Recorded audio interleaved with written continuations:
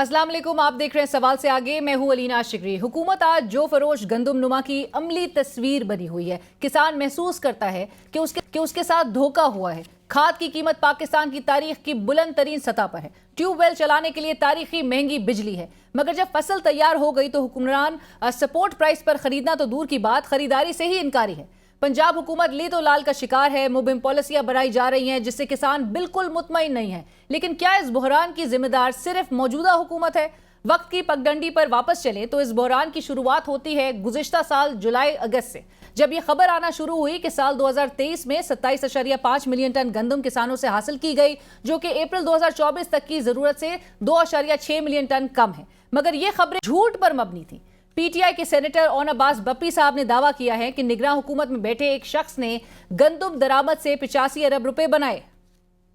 कि पाकिस्तान में 46 लाख टन के करीब गंदम पड़ी थी जिस वक्त निगरान गवर्नमेंट ने यह फैसला किया कि हम यूक्रेन से गंदम मंगवा लेते हैं। 1000 रुपया मन उस 31 लाख टन के पीछे नफा बनाया, जो कि 85 अरब रुपया बनता है।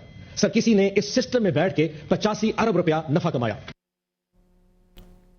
और मौजूदा हुकूमत भी तमाम मलबा निगरान हुकूमत पर ही डाल रही है। नून लीग के सीनियर रहनुमा तलाल चौधरी साहब ने कहा कि ये बहरान हमें विरसे में मिला है।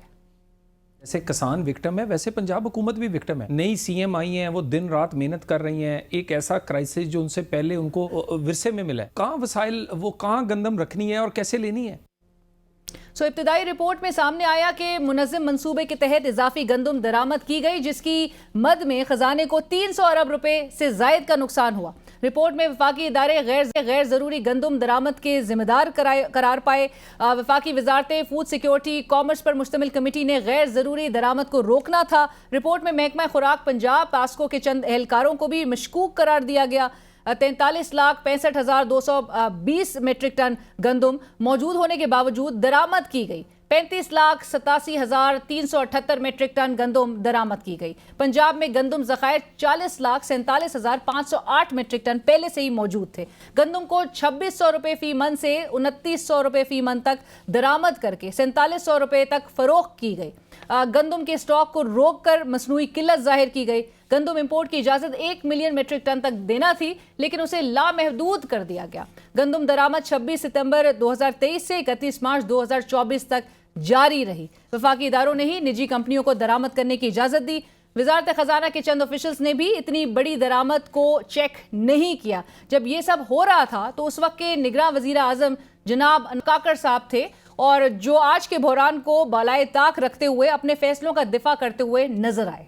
ये डॉक्यूमेंटेड है 1.4 या 2 मिलियन टन मेट्रिक टन का जो इंपोर्ट वीट का हुआ है, ये अगस्त और सितंबर 2023 के बीच में हुआ है। पता करा, ये हमने नहीं की, प्राइवेट सेक्टर ने की। हमने जो करनी थी हमने उसको रोक लिया, हमने उनको फोर्स नहीं किया।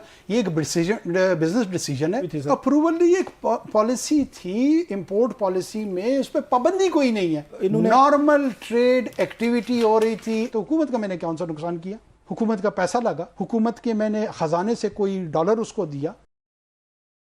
अगर मौजूदा हुकूमती तावील मान भी ली जाए कि वो इस बहरान की जिम्मेदार नहीं है, तो क्या ऐसे इकदाम किए गए जो मुस्तकबिल में ऐसे बहरान को जन्म नहीं देंगे? कभी गंदम में खुद कफील मुल्क आज तारीखी बद इंतजामी का शिकार है, जहां किसान और आम इंसान को तो कोई रिलीफ नहीं है, मगर मिडिल मैन और जखीरा अंदोजों का गठजोड़ हमेशा फायदे में रहता है। और नाज़रीन, इस पे बात करने के लिए हमें ज्वाइन कर रहे हैं खालिद खोकर साहब, सरबराह हैं आप किसान इत्तेहाद काउंसिल के। खोकर साहब अस्सलाम वालेकुम, बहुत शुक्रिया हमारे लिए वक्त निकालने के लिए।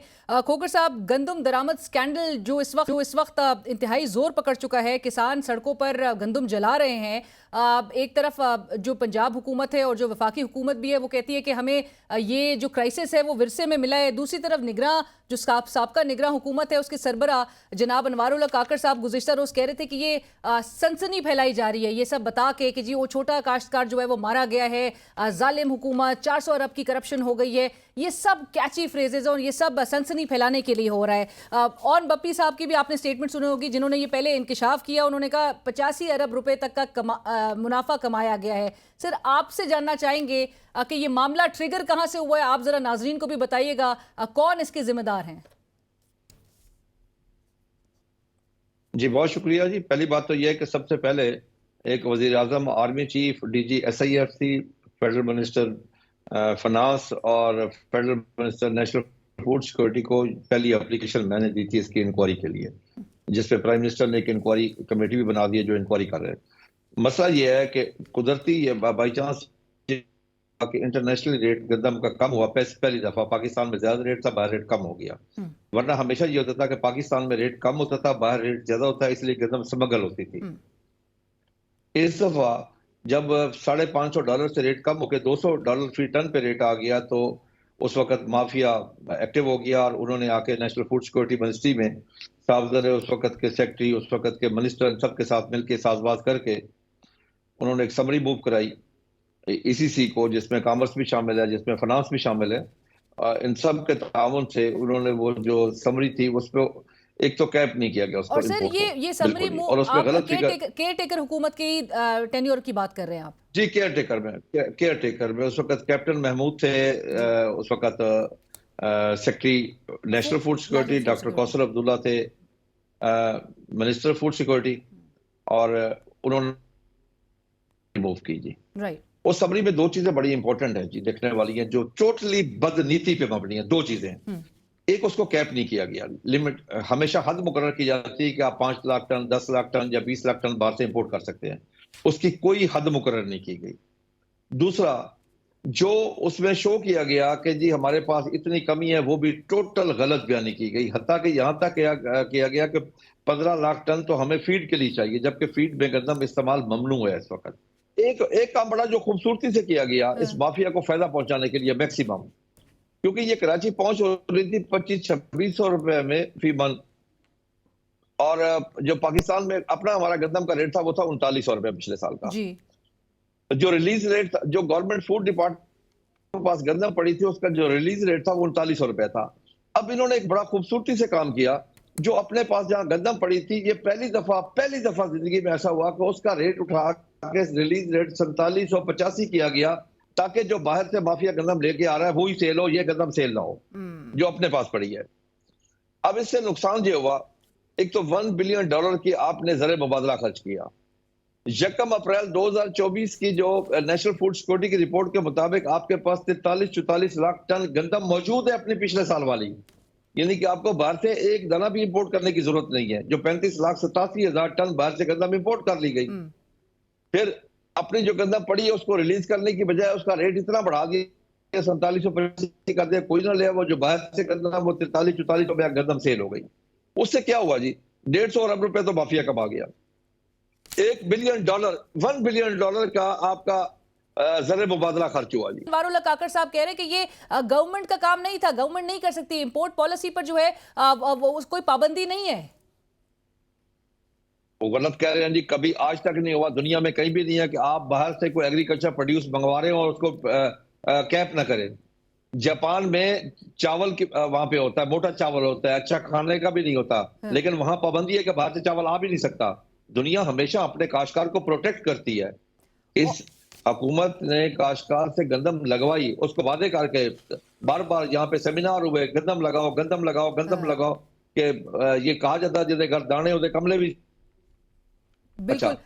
وہ کملے سیانے کیا ہو گئے، سیانے ہی کملے ہو گئے۔ جی کھوکھر صاحب ایک اور چیز یہ بتائیے گا، انوار اللہ کاکڑ صاحب گزشتہ روز ایک ٹی وی پروگرام میں وہ یہ بھی کہہ رہے تھے کہ اگست سے ستمبر 2023 میں 1.2 ملین ٹنز ہم آلریڈی امپورٹ کر چکے تھے، جس کی منظوری سابقہ PDM حکومت نے دی ہے، جو کہ آپ کو پتہ ہے کہ شہباز شریف صاحب اس وقت اور ڈار صاحب نے، ان سب نے منظوری دی ہے اور یہ امپورٹ ہوئی ہے۔ سو اگست سے ستمبر میں بھی انہوں نے امپورٹ کروائی ہے؟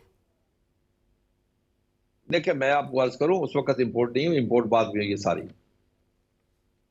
اپروولز دی ہی کہ ٹیکر گورنمنٹ نے دی۔ میں اس وقت میں PDM حکومت میں اس کیس کو ڈیفر کیا گیا تھا، یہ کہا گیا تھا کہ اس کو اگلی آنے والی نگران حکومت پہ چھوڑ دیں۔ بالکل یہ فیصلہ ہے، یہ میں آپ کو بتا دوں کہ اب آپ لوگ کا اگلا لاہ عمل کیا ہوگا؟ لا محالہ ہمیں بھی احتجاج میں اپنے کاروبار کو بند کرنا ہوگا، کم کرنا ہوگا۔ یہ جو بازار میں سبزیاں آتی ہیں ڈیلی، دودھ آتا ہے ڈیلی، فروٹ آتا ہے ڈیلی، گندم آتی ہے، کپاس آتی ہے، چاول آتے ہیں، باقی تمام چیزیں جو دیہاتوں سے آتی ہیں، ہم سوچ رہے ہیں کہ اس کے اوپر کوئی لائن آف ایکشن کرے، لیکن ہمیں ڈر لگتا ہے، ایک ہی بات کا ڈر لگتا ہے کہ کاشتکار جو ہے نا نائب خدا ہے، اللہ کا دیا اور رزق کے زمین کا سینہ چیر کے اللہ کی مخلوق تک پہنچاتا ہے۔ رزاق روزی دینے والا میرا رب ہے، میں نہیں ہوں۔ میری آپ سنیں، یہاں پہ ہوتا یہ رہا ہے हमने 2 साल पहले गंदम बेची 2200 रुपए मन, एंड कंज्यूमर ने वो खरीदी 6000 रुपए मन। कभी बात हुई है इस पे? पिछले साल हमने बेची 3900 रुपए मन, ये रेट चला गया 5500 रुपए तक, किसी ने बात की? थैंक यू सो मच खोकर साहब, बहुत आपके वक्त का। खालिद खोकर साहब, सरबराह किसान इत्तेहाद काउंसिल, इस वक्त हमारे साथ प्रोग्राम में शरीक थे। और इसी के साथ ही बढ़ेंगे एक ब्रेक की तरफ। ब्रेक के बाद हाजिर नाजी, वेलकम बैक। और ब्रेक के बाद हम बात करेंगे, यही जो बात हो रही थी खोकर साहब से भी, वीट इंपोर्ट और गंदम की दरामद में जिस हद तक मुनाफा कमाया गया, उसी हवाले से जानेंगे, क्योंकि रिपोर्ट जो है वो 3 रोज़ में शहबाज शरीफ साहब को पेश कर दी जाएगी और वज़ीर आज़म को। लेकिन उससे पहले जो इनिशिएट हुई हैं इंक्वायरीज, उसमें काफ़ी कुछ उनसे आगाह किया गया है। ज़िम्मेदार है कौन? साबका निगरान वज़ीर आज़म वो कहते हैं कि जी ऑलरेडी अगस्त सितंबर में जब इंपोर्ट हो रही थी तो उसके ज़िम्मेदार जो है वो उस वक्त की पीडीएम हुकूमत थी, जिन्होंने अप्रूवल्स दिए थे, एलसी खुलवाई गई थी। सो इस पे बात होगी। और साथ साथ सोशल मीडिया रेगुलेट करने के हवाले से भी बड़ी बात हो रही है। पाकिस्तान तहरीक इंसाफ ने अपना वाइट पेपर भी एक इशू कर दिया है इंतखाबात में मुबैना धांधली के हवाले से, और साथ साथ वो बड़ी कुछ डिमांड भी कर रहे हैं, जुडिशल कमीशन भी डिमांड कर रहे हैं कि इसको प्रोब करे। साथ साथ चीफ इलेक्शन कमिश्नर का इस्तीफे का मुतालबा भी किया जा रहा है। हमें ज्वाइन कर रहे हैं स्टूडियोज़ में बिलाल अज़हर कियानी साहब, सीनियर रहनुमा पाकिस्तान मुस्लिम लीग नवाज़, रुकन कौमी असम्बली हैं। बिलाल साहब अस्सलाम वालेकुम, thank you for joining us. और हमारे साथ प्रोग्राम में शरीक हैं मुज़म्मिल असलम साहब, सीनियर रहनुमा पाकिस्तान तहरीक इंसाफ, मुशीर ख़जाना खैबर पख्तूनख्वा। बहुत शुक्रिया मुज़म्मिल साहब, अस्सलाम वालेकुम, आपका भी बहुत शुक्रिया हमें ज्वाइन करने के लिए। बिलाल साहब, टू बिगिन विद, जो बात हो रही थी गंदम का जो ये स्कैंडल है और जो करप्शन की बातें हो रही हैं, कुछ कह रहे हैं कि जी 85 अरब रुपए तक का जो है वो मुनाफा कमाया गया है, और वज़ीर आज़म को इनिशियल जो इंक्वायरी है उसकी कुछ जो इंकशाफात हैं वो भी उससे भी आगाह किया गया है। सो कौन कौन इसमें शामिल था? क्योंकि प्राइवेट सेक्टर को अलाउ किया गया वीट इंपोर्ट करे, बम्पर क्रॉप आपकी थी, और इसके साथ साथ ही बार बार बताया भी जा रहा था, इवन केयर टेकर जो गवर्नमेंट है वो भी कहती है कि जी 1.2 मिलियन टन तो ऑलरेडी इंपोर्ट हो चुका था हमारे आने के टाइम पे, और ये अप्रूवल्स आपकी गवर्नमेंट ने दी थी।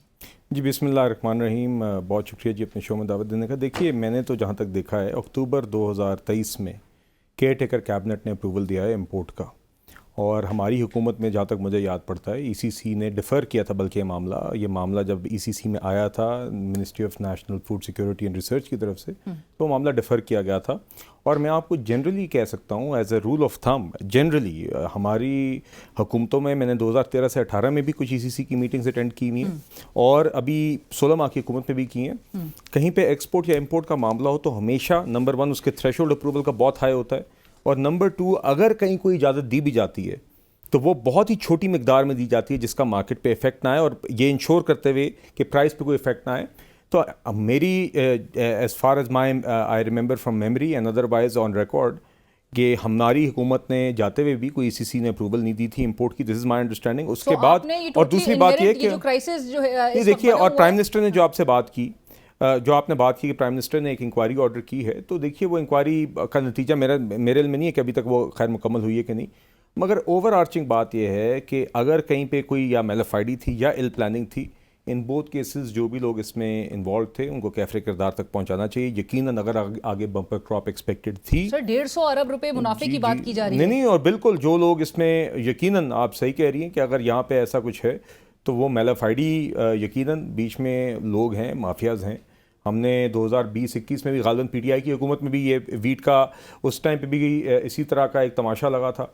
अभी फिर से अगर केयर टेकर की हुकूमत के दौरान ऐसा मामला हुआ है, और जिसकी वजह से आज किसान भी मुश्किल में है, हमारे पास ओवर सप्लाई है वीट की, तो यकीनन ये एक संगीन मसला है, और इसके अंदर इसके तय तक भी जाना चाहिए, और इसके जो लोग इसमें मुलव्वस हैं उनको कैफरे किरदार तक पहुंचाना चाहिए। मुज़म्मिल साहब, ऑन बाज़ बपी साहब ने कहा था कि 85 अरब रुपए का मुनाफा कमाया गया है इस पूरे अरसे में। क्या इत्तलात है आप लोग के पास इस हवाले से? क्योंकि अभी मैं ब्रेक से पहले बात की थी, खालिद खोकर साहब कहते हैं कि ये कोई 150 अरब रुपए तक का मुनाफा बनाया गया है प्राइवेट सेक्टर की जानिब से।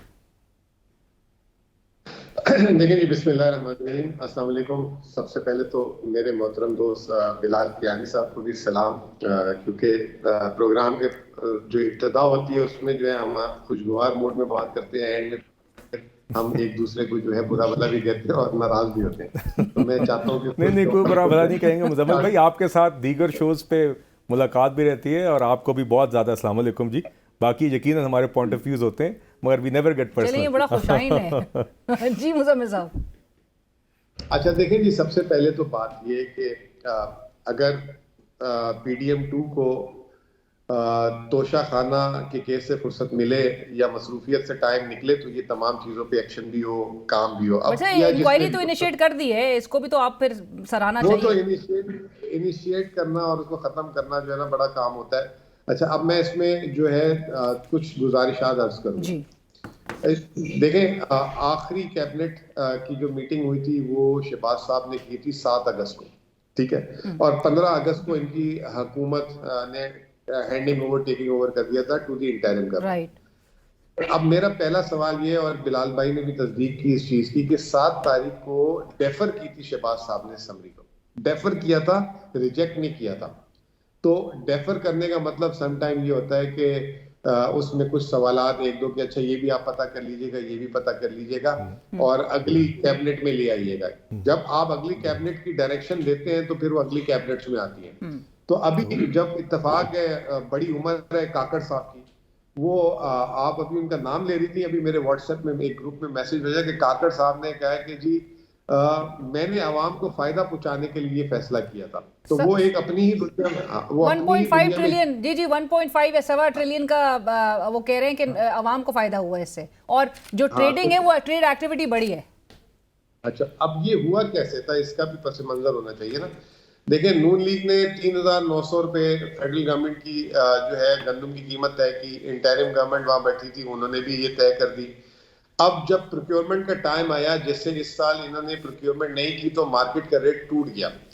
پچھلے سال جو ہے پروکیورمنٹ کے ٹائم پہ نہ ان کو گندم ملی اور مارکیٹ کا ریٹ شوٹ کر گیا 5,000 روپے جو ہے ڈیورنگ شہباز شریف صاحب ٹائم، ٹھیک ہے نا.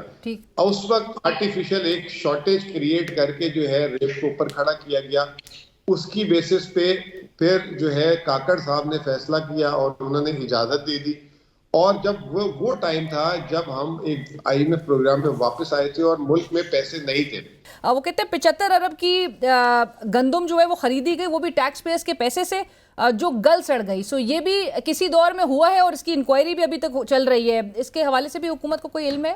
یہ نہیں گندم آپ کہہ رہی ہیں، گندم وہ کہہ رہے ہیں کہ ایک کوئی دور ایسا گزرا ہے جس میں 75 ارب روپے کی گندم خریدی گئی، ٹیکس پیئرز کے پیسے سے خریدی گئی، وہ گل سڑ بھی گئی. یقیناً آئی ایم شیور یہ جو انکوائری چل رہی ہے اس کی ایمبٹ میں پھر یہ ساری چیزیں بہت ہی کوئی بیڈ پریکٹس ہے گورنمنٹ پروکیورمنٹ کا. نہیں دیکھیے بیڈ پریکٹس یہ تب ہوتی ہے جب آپ ایل پلاننگ سے کرتے ہیں. اب اگر بات کی مزمل صاحب نے کہ ڈیفر کی گئی، تو ڈیفر کا مطلب یہی ہے کہ پرائم منسٹر پہلے ECC یا پرائم منسٹر جو ہیں they are not satisfied that there are enough grounds to approve import. تو آپ عام طور پہ وزارت کو یہ کہتے ہیں کہ یار اگر آپ سمجھتے ہیں تو آپ یہ سوالات کے جوابات بنا کے لائیں، پھر کیس رکھیں، پھر دیکھیں گے کہ اگر کوئی اپروول کا کیس بنتا ہے کہ نہیں. تو دس تھنگ از کیٹیگورک کہ 16 ماہ کی حکومت نے یہ اپروول نہیں دیا، کیئر ٹیکر نے دیا. اور آج ہم ان جو مشکلات کسان جس کا سامنا کر رہے ہیں، اوور آل ہم جس ایشو کو اب اوور سپلائی کیسے ڈیل کریں گے آپ یہ حالات، کیونکہ ابھی تو وہ یہ بھی کر رہے ہیں کہ ہم کاروبار بند کر دیں گے. دیکھیے 2-3 چیزیں. ایک تو آپ نے دیکھا کہ اب نمبر 1 وفاق نے بھی پاسکو کی جو ایک پروکیورمنٹ ہے اس کا ٹارگیٹ 1.4 ملین سے 1.8 ملین ٹنز کی ہے، 4 لاکھ وہ بڑھائی ہے تاکہ کسانوں کو مدد ملے.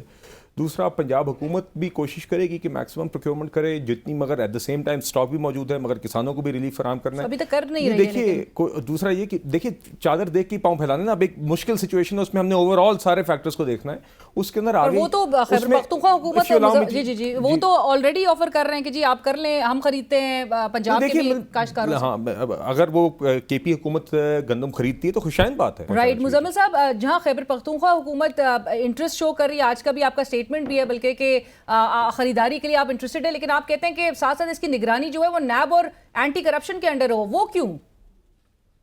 نہیں، اس میں ہم نے سب سے پہلے تو خیبر پختونخوا کے بارے میں جو ایک بات مشہور کر دی گئی تھی کہ یہ تو ڈیفالٹ صوبہ ہے، ان کے پاس تو پیسے نہیں ہے، تنخواہیں دینے کے لیے پیسے نہیں ہے. تو اس وقت جو ہے خیبر پختونخوا نقد جو ہے 3 لاکھ گندم بائی کرے گا نقد، جس کے لیے ہم نے جو ہے 15 ارب جاری کر دی ہیں ایڈوانس، اور 15 ارب جیسے ہی وہ ختم کریں گے ہم اگلے بھی جاری کر دیں گے. دوسرا خیبر پختونخوا جو ہے اس کے اپنے گودام ہے جہاں پہ وہ رکھتا ہے، تو ہمیں اس پہ کرایہ بھی نہیں ادا کرنا پڑے گا. تیسری بات آپ نے کی کہ آپ نے نیب اور اینٹی کرپشن کو کیوں دعوت دے دی. دیکھیں جب ہم نقد خرید رہے ہیں اور ہماری نیت صاف ہے تو سب سے پہلے تو جو خیبر پختونخوا کے کسان ہیں اس کو یہ چانس دیا جائے گا کہ وہ بیچے. اس کے بعد جب وہ ہمیں مقررہ مقدار نہیں دے سکیں گے تو پھر دوسرے صوبے بھی موسٹ ویلکم ہے، پنجاب وغیرہ. اب اس کے لیے کوئی ہم پہ انگلی نہ اٹھائے کہ ہم نے کسی فلاں کسان کو فیور کر دی یا کسی فلاں مڈل مین کو فیور کر دی. تو ہم نے پیشگی جو ہے نیب کو اور اینٹی کرپشن کو کہا ہے کہ جو ہمارے پروکیورمنٹ سینٹر ہے وہاں پہ اپنے نمائندگی آپ نمائندے شروع سے ہی مقرر کر دیں. دوسری بات میں جو ہے کیونکہ بلال بیٹھے ہوئے ہیں اور ان دی انٹرسٹ آف نیشن میں ایک مشورہ دے دیتا ہوں, اگر یہ سمجھ آئے تو یہ سب کے لیے فائدہ ہے, ملک کے لیے سب سے زیادہ فائدہ ہے. اگر یہ تمام حکومت فیڈرل گورنمنٹ جو ہے اگر یہ ایک تخمینہ لگا لیں کہ بمپر کراپ میں کتنی ہماری ضرورت سے زیادہ کراپ آئی ہے, 2 ملین 3 ملین 4 ملین ٹن, یہ تمام کی تمام یہ کامرس منسٹری کو ایکٹیو کریں اور یہ وفاق خریدیں اور اس کو ایکسپورٹ کر دیں. اس سے پاکستان میں اس وقت ڈالر بھی نہیں ہے, $1.5 ارب حکومت پاکستان کو کیش مل جائے گا. اب سوال یہ آئے گا کہ 3,900 کی ہم لے رہے ہیں, عالمی مارکیٹ میں تو 3,000 کی بک رہی ہے, یعنی کہ ہمیں 25% نقصان ہو رہا ہے. یہ 25% ابھی اس وقت جو ہے وفاقی حکومت 1 سال کا جو ہے وہ بھی دیتی ہے, سود بھی ادا کرتی ہے, تو ملک کو ڈالر بھی آ جائیں گے, کسانوں کی لیکوڈیٹی بھی آسان ہو جائے گی. بالکل, میں بلال صاحب کی طرف یہ سوال لے کے جا رہی ہوں. بلال صاحب مطلب یہ کنسیڈر کر سکتی ہے یہ جو بات ہے کنسیڈر بالکل کر سکتی ہے, مگر ہمیں یہ دیکھنا ہوگا کہ کسان کا کس میں فائدہ ہے, کیونکہ انٹرنیشنل پرائسز بھی میری انڈرسٹینڈنگ یہ ہے کہ they are not very high at the moment. تو یہ دیکھنا ہوگا کہ اگر اس میں بھی اگر ہمیں اچھی قیمت نہ مل رہی ہو تو کیا اس سے وہ ریلیف ملے گا, جو وہ سولوشن ملے گی کہ نہیں. مگر یقیناً ہمیں ایکسپورٹ آف ویٹ اگر کوئی پاسبلٹی ہے جس میں ایک مناسب پرائس بھی مل رہی ہو تو ایکسپلور کرنی چاہیے جی, اینڈ آئی ایم شیور حکومتی آپشن بھی دیکھیں. رائٹ. اور مزمل صاحب فائنل کامنٹ سر, آج آپ لوگ نے وائٹ پیپر بھی آپ کی جماعت نے ایشو کیا ہے الیکشنز میں مبینہ دھاندلی کے حوالے سے, جہاں پر چیف الیکشن کمیشنر کی ریزگنیشن سے لے کے آپ ڈیمانڈ کر رہے ہیں کہ جوڈیشل کمیشن بننا چاہیے, پھر الیکٹورل ریفارمز بھی جو ہے وہ بھی کروانے چاہیے. سو کس کی طرف دیکھا جا رہا ہے سر ان تمام مطالبات کو مد نظر رکھتے ہوئے؟ دیکھیں, ہم نے آج سے 2 ہفتے پہلے چیف جسٹس صاحب کو خط لکھا تھا, تو انہوں نے جواب دینے کی ابھی تک زحمت نہیں کی. تو پھر اب جب ہم نے ایک رائٹ فورم پہ جب چیز جاتی ہے ڈیمانڈ کرتے ہیں تو وہاں سے رسپانس نہیں آ رہا. الیکشن کے ہمارے سمبل پہ جو ہے وہ پٹیشن نہیں اٹھائی جا رہی, مخصوص سیٹوں پہ نہیں اٹھائی جا رہی. تو پھر جو لوگ نہیں اٹھا رہے اور جن کی وجہ سے ہمیں یہ تمام پریشانیاں آ رہی ہیں وہ بھی رسپانسو نہیں ہے, تو پھر اس پہ پھر ایک جنرلی وائٹ پیپر تو بنتا ہے.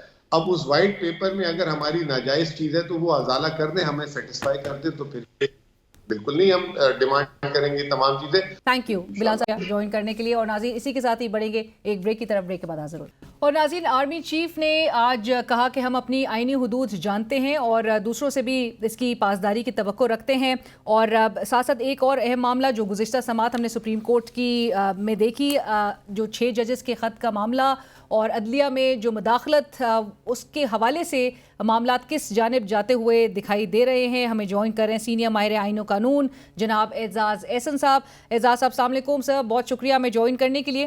اعزاز صاحب, سب سے پہلے تو army chief general Asim Munir صاحب کی آج جو پاکستان ایئر فورس کے پاسنگ آؤٹ پریڈ کی جو تقریب تھی اس میں ان کا خطاب, اور وہ کہتے ہیں کہ ہم اپنی آئینی حدود جانتے ہیں اور دوسروں سے بھی آئین کی پاسداری کی توقع رکھتے ہیں. آپ کس طرح سے ریڈ کرتے ہیں اعزاز صاحب اس بیان کو؟ نہیں, بڑی خوشی کی بات ہے, یہ تو خوشامد بات ہے کہ آرمی چیف اعتراف کر رہے ہیں کہ وہ, اور بلکہ یہ پراؤڈلی کہہ رہے ہیں, اور یہ ان کا حق ہے کہنا. وہ اپنی بڑی خوشی سے اور اعتماد سے کہہ رہے ہیں کہ ہم اپنی آئینی حدود جانتے ہیں, دوسروں کو بھی اپنی حدود کا پاسداری کرنی چاہیے. بالکل ٹھیک کہا انہوں نے. تو وہ اعزاز صاحب پھر مسئلہ کدھر ہے؟ اپنی آئینی اگر وہ اپنی سن تو لیجیے, اگر وہ اپنی آئینی حدود کو جانتے ہیں تو میں تو بڑا خوش ہوں, کیونکہ آئینی حدود جو ایک فوجی کی اور ہر فوجی کی پہ ہے, پہلا جو ہے وہ حلف نامہ لیتا ہے, اور آئین کے تحت آرٹیکل 243 میں بھی لکھا ہوا ہے کہ میں کسی قسم کی سیاست میں حصہ نہیں لوں گا. یہ تو بہت اچھی بات ہے. ایسے آرمی چیف تو بڑا تھا. باجوہ صاحب تو کہتے تھے کہ 76 سال سے ہم کر رہے ہیں سیاست میں مداخلت, اور وہ بتاتے بھی تھے یہ بھی کیا, یہ میں نے اس کو کہا, یہ میں نے اس کو کہا, وہ میرے پاس آیا میں نے اس کو یہ کہا, اور سارا اپنا بتاتے تھے. اب 76 سال کی روایت ایک اس بیان پہ جنرل आसिम के एक बयान पे मेरा ख्याल है हकीकतन वो रवायत जो 76 साल से गलत पड़ी हुई है वो ख़त्म हो जाएगी, उसका खात्मा ख़त्म होना चाहिए। और बड़ी अच्छी बात है कि वो जो हमारे आर्मी चीफ है वो अपनी हदूद को समझते हैं, जानते हैं आइन के तहत, जिसके तहत उनके सियासत वो नहीं कर सकते। बट एजाज साहब, क्या ये पॉलिटिकल स्टेक होल्डर्स के लिए भी, एक सियासी जमातों के लिए भी ये इशारा आप इसको समझते हैं इस बयान को, कि जहां पर फौज कह रही हो कि हमें अपने आईनी रोल का अच्छी तरह अंदाज़ा है और कोई फरीक ना तो इसके साथ इस हवाले से मुज़ाकरात करे ना ही इंगेज करने की ख्वाहिश का इज़हार करे? हाँ नहीं, ठीक है, ये उनका असल में बात जो अगर तो यही इसी तरह ही चलता है मामला तो बहुत अच्छा है।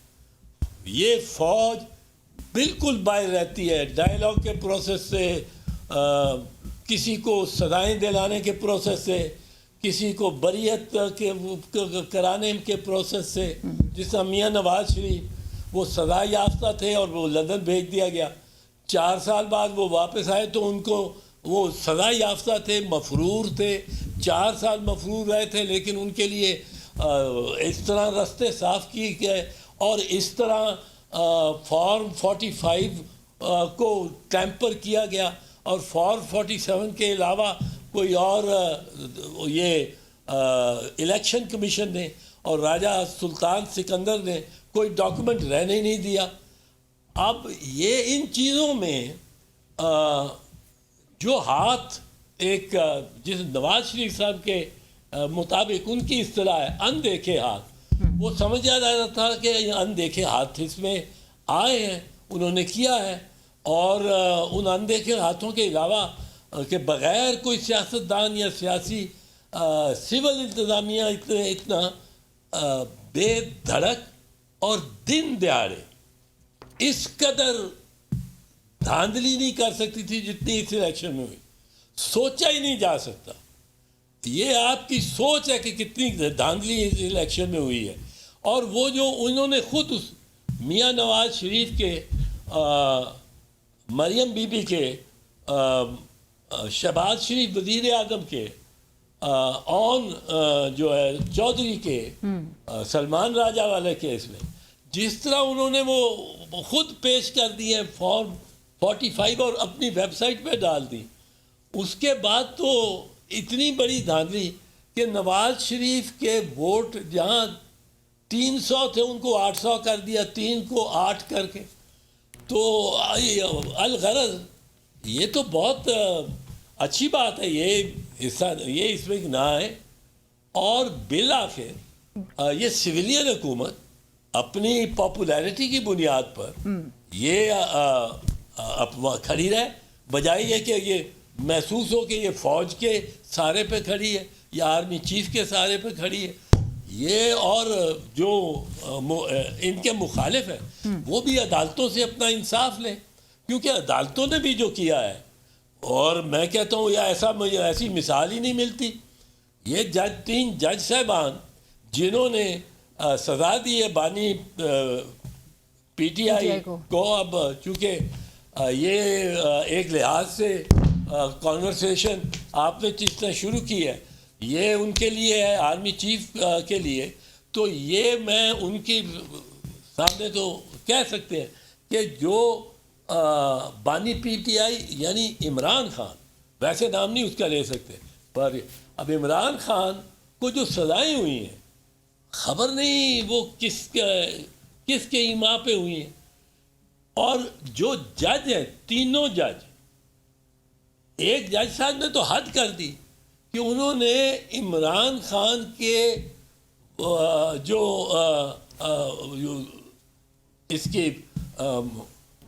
इसकी सदा ये मुल्ज़िम की साइड पे आपने कहा इस्तगासे के वकला को कि आप उधर जाएं, मुल्ज़िमों के साथ खड़े हों और जिरा करें अपने इस्तगासे के वकला को।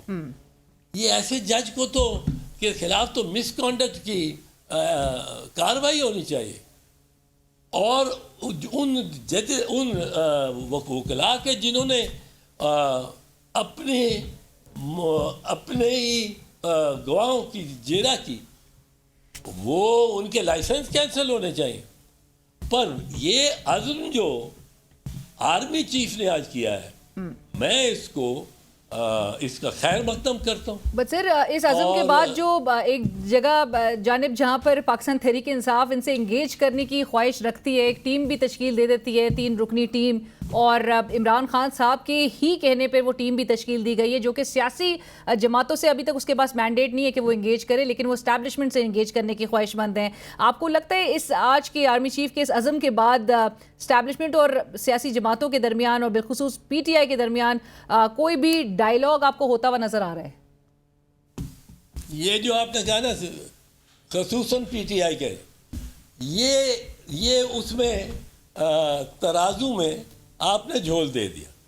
اب اور یہ آپ کو میں بات بتا دوں، یہ کسی نہ کسی سطح پہ، چیف کی سطح پہ نہیں، ان کے ماتحت جو اتنے بڑے اونچے درجے کے افسران ہیں، کسی نہ کسی سطح پہ وہ ڈائیلاگ کریں گے. میں اتنا مطمئن نہیں ہوں، میں کسی کی نیت پہ شک نہیں کرنا چاہتا ہوں، اور حافظ بھی ہیں، سید بھی ہیں ماشاءاللہ، اور ان کی نیت پہ تو میں شک نہیں کرتا ہوں. لیکن یہ سسٹم ایسا بن گیا ہے کہ یہ جب تک بات چیت قیدی نمبر 804 اور دی رائڈر ہارس رائڈر نمبر 1 ان دونوں کے درمیان کوئی اعتماد یا کوئی بات نہیں ہوگی، یہ الجھن کھلے گی نہیں. یہ مجھے اگر شہباز شریف بھی کوئی فیصلہ کریں گے تو وہ فیصلہ ان کا نہیں ہوگا.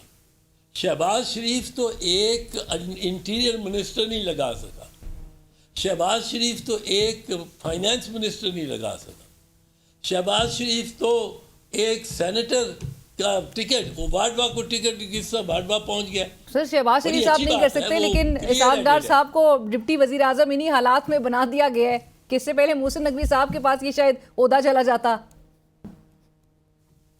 نہیں، یہ ڈپٹی وزیر اعظم کا عہدہ ہے کیا؟ کہاں ہے عہدہ ڈپٹی وزیر اعظم؟ آئین میں تو نہیں ہے. کون تنخواہ دے گا؟ کون تنخواہ دے گا ڈپٹی وزیر اعظم کی؟ کون دے سکتا ہے؟ قانون اجازت ہی نہیں دیتا. آپ ایک بندے کو ڈپٹی وزیر اعظم بنا دیں. ڈپٹی وزیر اعظم کو تو قومی کانسٹیٹیوشن جانتی ہی نہیں. سر ماضی میں پیپلز پارٹی زرداری صاحب نے پرویز الہی صاحب کو بھی عہدے سے نوازا تھا. ہاں تو وہ پرویز الہی صاحب بھی ایک ایلوژن میں رہتے تھے. وہ تو ایلوژن ہے نا، ایک ایلوژن، ایک شراب بنا دو تو سمجھ لو. بھٹو شہید ہوئے تھے وزیر اعظم، وہ وزیر اعظم یا ڈپٹی وزیر اعظم اس صورت میں ہوئے تھے کہ انہوں نے جا کے ریپرزینٹ کرنا تھا یونائٹڈ نیشنز میں، اور باقی ملکوں میں بھی انہوں نے جا کے ہائیسٹ لیول پہ مذاکرات کرنے تھے. رائٹ. اور اس میں ان کے بعد جو ہے بیگم نصرت بھٹو صاحبہ بھی. اس وقت آئین نہیں تھا جی، اس وقت آئین نہیں تھا، مارشل لا لگا ہوا تھا. اور وہ انڈیا سے جنگ کی وجہ سے، اس نے جنگ میں کے لیے آپ کو ایکسٹرا آرڈینری اقدامات کرنے پڑتے ہیں. کیا آپ کو چیف جسٹس صاحب اور دیگر ججز عدلیہ میں مداخلت کے معاملے میں بالخصوص دو مختلف سمت میں جاتے دکھائی دے رہے ہیں؟ نہیں، کوئی اتنا مجھے نہیں نظر آتا دو مختلف سمت میں. تو آپ کو لگتا ہے کہ حل سپریم کورٹ نکال سکے گی؟ یہ عدلیہ میں انٹرونشن کو مکمل طور پہ روکا جا سکے گا؟ دیکھیں، مکمل طور پہ تو روکا اس لیے نہیں جا سکتا کہ 6 عدالت عالیہ کے ججوں نے ایک چارج پہ متفقہ الزام لگایا ہے. پہلے وہ گئے ہیں، انہوں نے کوئی ایڈونچرزم بھی نہیں کی، انہوں نے کوئی ایسی شوخ بازی نہیں کی. انہوں نے پہلا کام کیا کہ انہوں نے پچھلے سال گزشتہ سال مئی میں ایک خط لکھا اپنے چیف جسٹس کی اور کہا آہستہ آہستہ ہم پہ دباؤ پڑتا ہے، ان کوارٹر سے پڑتا ہے، اور نام انہوں نے بڑا واضح کر دیا۔ اب وہ چیف جسٹس صاحب نے ان کو تھوڑا سا پنجابی میں کہتے ہیں ٹرکا دیا کہ میں نے بات کر لی ہے اور اب نہیں ہوگا۔ جب وہ معاملات پھر بھی ویسے رہے تو انہوں نے چیف جسٹس آف پاکستان کو لکھا کہ آپ اس میں بتائیں، رہنمائی بھی کریں اور اس میں ایکشن بھی لیں۔ اب چیف جسٹس پاکستان کی طرف سے بھی کچھ پیش رفت نہ ہوئی، تو پھر انہوں نے سپریم جوڈیشل کاؤنسل کو لکھا۔ وہ ایک ایسی کاؤنسل ہے جو ضابطہ بناتی ہے، وہ ضابطہ جو کوڈ آف کانڈکٹ ہے۔ جب سے انہوں نے یہ چارج اسیوم کیا ہے بطور چیف جسٹس آف پاکستان، کوئی مداخلت نہیں ہوئی۔ جسٹس اطہر من اللہ صاحب آن دی ادر ہینڈ کہتے ہیں کہ مداخلت آج بھی جاری ہے۔ چیف جسٹس صاحب کہہ رہے ہیں کہ انہیں بتایا جائے، اسپیسیفک انسٹنسز جو ہے اس کے فارم میں بتائے جائے، ڈیٹس بتائی جائیں۔ سر تو وہ جو 6 ججز کا خط تھا اعزاز صاحب، اس میں تو اسپیسیفک انسٹنسز جو ہے وہ تو مینشنڈ تھی، تو اور کتنے اسپیسیفک جو ہے وہ بتایا جائے گا؟ پہلی تو بات یہ ہے کہ یہ کہنا کہ میری واچ میں نہیں ہوا کچھ، اس کا مطلب ہے آپ پچھلے جو چیف جسٹس تھے آپ کے پیش رو، ان پہ آپ الزام دھر رہے ہیں۔ اب اس قسم کی بات اتنے ہائی لیول پہ یہ چھوٹی بات ہے، اور اتنے معتبر ترین جج صاحب سے قاضی فائز عیسیٰ کی بڑی عزت ہے، ان کے انڈیپینڈنٹ ہونے کی۔ انہوں نے جو دھرنے کیس میں فیصلہ دیا، فیض آباد دھرنے کے، اب اس پہ عمل درآمد نہیں ہوا تو ان کو عمل درآمد اپنے ٹینیور میں کرانا چاہیے۔ یہ اب ان کی ذمہ داری ہے، بالکل کرانا چاہیے، پر نہیں ہوا۔ اب آپ دیکھیں کہ اب یہ کہیں کہ جی جب سے میں چیف جسٹس ہوں کسی نے دھمکی نہیں دی، کسی نے کسی جج کے فیصلے کو انفلوئنس نہیں کرنے کی کوشش کی۔ وہ ایک صاحب مجھے کہنے لگے کل، انہوں نے کہا کہ چیف صاحب نے یہ بیان دیا ہے تو آپ کی کیا رائے ہے اس میں؟ میں نے کہا نہیں، ٹھیک ہی کہا ہے انہوں نے کہا نہیں جی وہ تو اب لوگ کہہ رہے ہیں۔ اب یہ دیکھیں، یہ سوشل میڈیا وغیرہ اتنا آزاد منش ہوا ہے، وہ لوگ کہہ رہے ہیں کہ آپ کے آ جانے کے بعد وہ ان بھائیوں کو کوئی ضرورت ہی نہیں محسوس ہوتی کہ وہ کسی جج پہ دباؤ ڈالیں، آپ جو ہیں وہاں فیصلہ کروا لیں۔ اب اس قسم کی بات، اب وہ آپ ایسی بات کریں گے تو اس کا کوئی لوگوں میں تو یہی چلے گا نا کہ جی یہ آپ کے ہوتے ہوئے تاثر جائے گا، ان کو ضرورت ہی نہیں ہے۔ رائٹ، بالکل۔ تو یہ نیگیٹو باتیں نہ کریں۔ چیف جسٹس صاحب کو لیے یہ سنہرا موقع ہے۔ چیف جسٹس قاضی فیض عیسیٰ جیسا دبنگ اور انڈیپینڈنٹ مائنڈیڈ چیف جسٹس شاذ و نادر ہی ہم نے دیکھا ہے پاکستان میں، اور ان کو اپنا just put his head down to the problem, اور یہ جو کاروائی ہے جو ان کے سامنے چل رہی ہے اس میں پہلی سٹیج پہ وہ ان لوگوں کو لیں، ان افسروں کو لیں جو خفیہ ایجنسیز کے افسر ہیں جن کو نامزد کیا گیا ہے یا جو آئیڈینٹیفائی، جن کی شناخت ہو اور سکتی ہے اعزاز صاحب ان سے نامزدگی بلکہ ان کے قوانین اگلی پیشی میں، قطع کلامی کی معافی، وقت کی کمی ہے، لیکن اگلی پیشی میں ان کے حوالے سے وہ ڈیٹیلز بھی سارٹ کی گئی ہیں جو انیکٹمنٹ ان کے ان اداروں کے 3 اہم اداروں کے انیکٹمنٹ کو لے کے بھی جو قوانین ہیں ان کے رول کے بھی حوالے سے۔ Thank you so much for your time sir. ناظرین، ہمارے ساتھ موجود تھے سینئر ماہر آئین و قانون بیرسٹر اعتزاز احسن صاحب، اور اسی کے ساتھ ہی پروگرام کی ٹیم، علینا شگری کو اجازت دیجیے، اللہ حافظ۔